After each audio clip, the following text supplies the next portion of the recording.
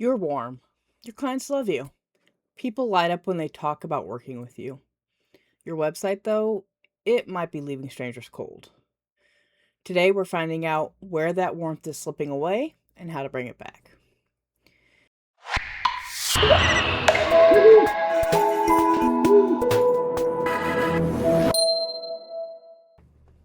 Hey there, I'm Kelly, the night owl behind Night Owl Notions, where I design websites and brands for care centered small businesses and help caretakers like you get taken care of for once. Welcome to the nest. Today, I want to talk about warmth. Specifically, the gap between how warm you are with your clients and how warm your website is with strangers, because those two things don't automatically match. You could be the most caring provider in your city and still have a website that reads like a filing cabinet.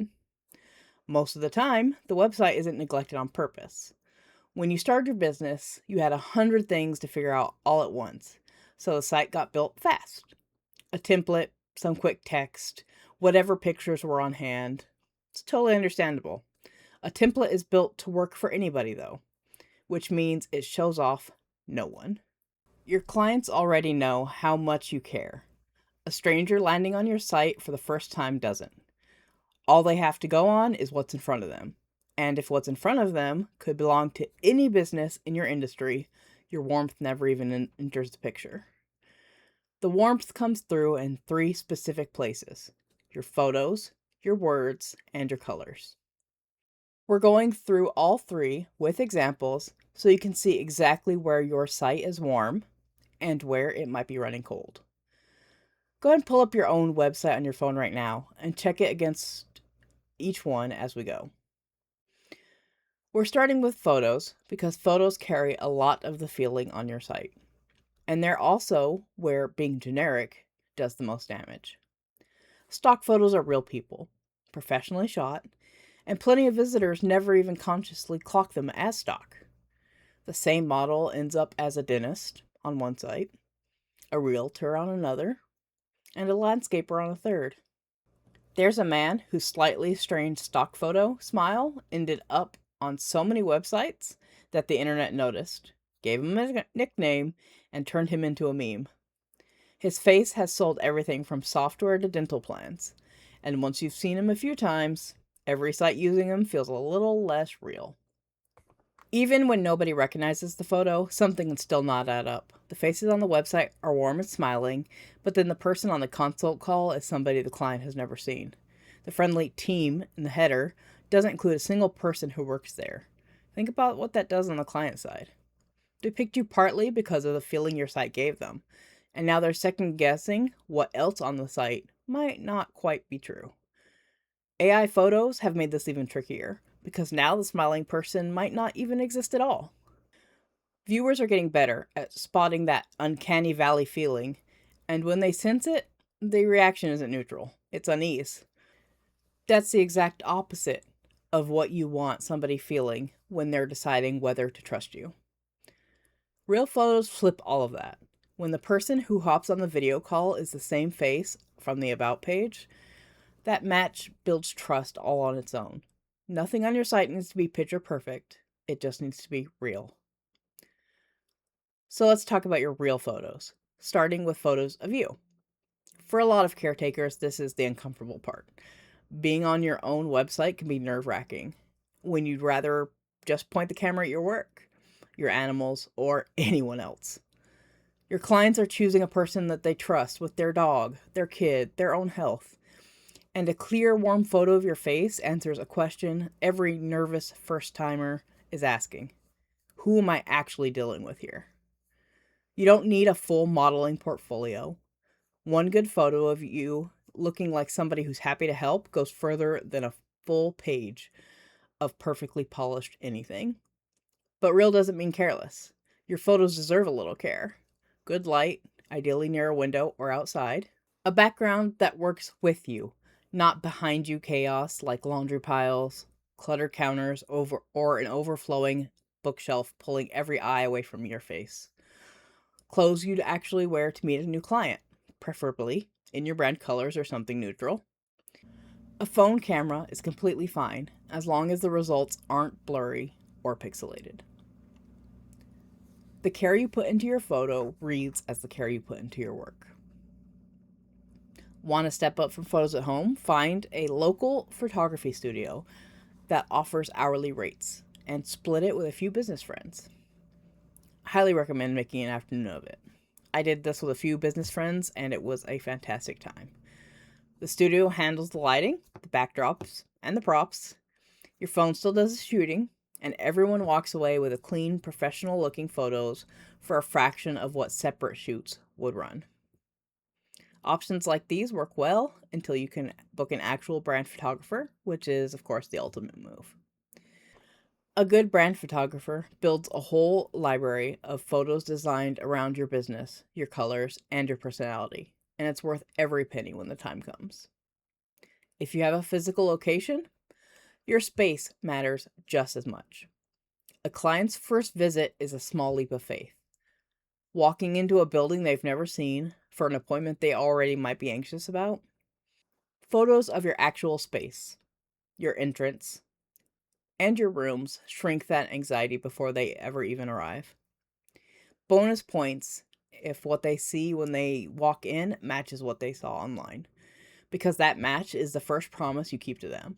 Now, if you work with animals, you have an advantage that the rest of the internet can only envy.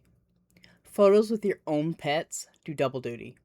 They show your warmth in the most natural way possible, and they signal to every animal lover who lands on your page that you're one of them. A trainer sitting with her own senior dog says more about how she'll treat a client's dog than any paragraph could. Next up, your words. At some point, most business owners picked up the idea that professional writing means formal writing. So, the website copy comes out sounding like a licensing application. Take a massage therapist's about page. Plenty of them read something like, I'm a registered massage therapist with advanced training in deep tissue and therapeutic techniques. Every word of that is true. It's also how absolutely nobody talks. Now listen to the difference. Most of my clients come in carrying stress somewhere. Shoulders, jaw, lower back, and my favorite part of this work is watching it finally let go. Same therapist, same qualifications, but the first version hands a stranger a resume, and the second one lets them get to picture the actual appointment and how they might feel walking out of it. Now, don't get me wrong, your credentials absolutely belong on your site, and for wellness providers, they build a necessary confidence. The trouble starts when the credentials are the only thing that your copy says, because a nervous first-timer isn't choosing between resumes. They're choosing the person who makes the whole thing feel a little less intimidating. Finding that balance in writing is tough, and if it makes you want to throw your laptop, a copywriter can save you and your laptop. A good one pulls your voice out of you and gets it onto the page, so the words sound warm without you agonizing over every sentence. Tone matters, and vocabulary might matter even more. I mean, the actual words your clients use when they describe what's bothering them. Your clients don't say, I'm seeking musculoskeletal tension relief. They say, my shoulders are killing me, or I can't turn my head all the way anymore. When your website uses their words, something clicks. They feel understood because you've described their problem better than they could. It helps in one more unexpected way too. People search the way they talk. Nobody opens Google looking for chronic lumbar discomfort. They type in, why does my back hurt when I wake up? Writing your client's words puts you in front of them when they go looking. The industry terms aren't wrong. They're just for the wrong audience. Your peers speak clinical. Your clients speak tired, sore, and overwhelmed. And they're the ones reading your site late at night wondering if anything will help. Your expertise tells people you can help them.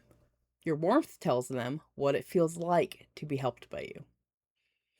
Between two equally qualified providers, the warm one wins the booking because clients choose the person that they already imagine trusting.